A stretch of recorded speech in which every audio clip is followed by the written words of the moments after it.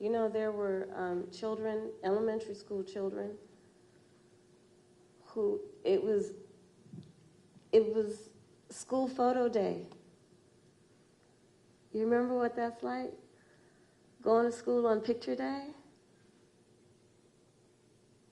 Who were dressed up in their best, got all ready, knew what they were going to wear the night before, and had to be evacuated. Children. A whole community put in fear. And I'll say a couple things about it.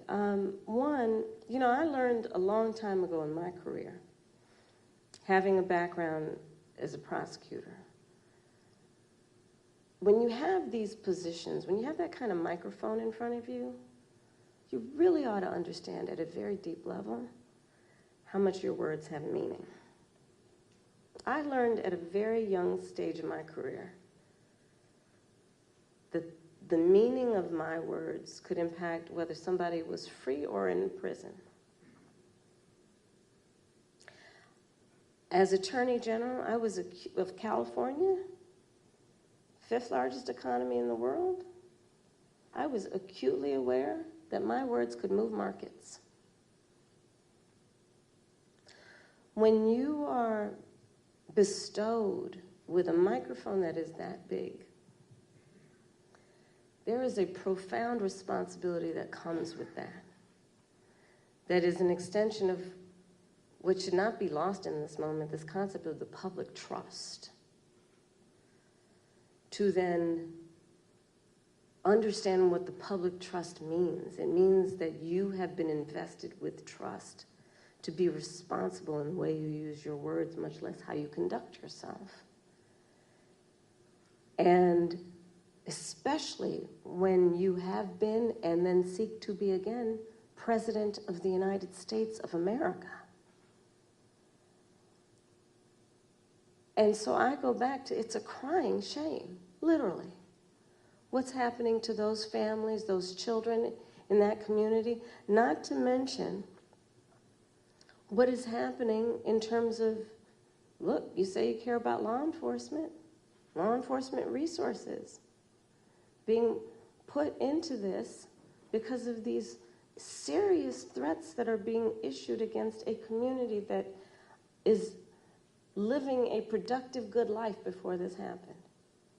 And spewing lies that are grounded in tropes that are age-old. And look, I said it not very far from here the other day at the debate. This is not new. This is not new in terms of these tropes. This is not new in terms of where it's coming from. And, you know, whether it is refusing to rent to people, rent to black families, whether it is taking out a full-page ad in the New York Times against 5 innocent black and Latino teenagers, the Central Park 5, calling for their execution, whether it is referring to the first black president of the United States with a lie, birther lies. And look, the American people deserve, and I do believe want better than this. I do believe that. I know, the vast majority of us as Americans know we have so much more in common than what separates us. I know that. I know that regardless of someone's background, their race, their gender, their geographic location, I know that people are deeply troubled by what is happening to that community in Springfield, Ohio. And it's got to stop.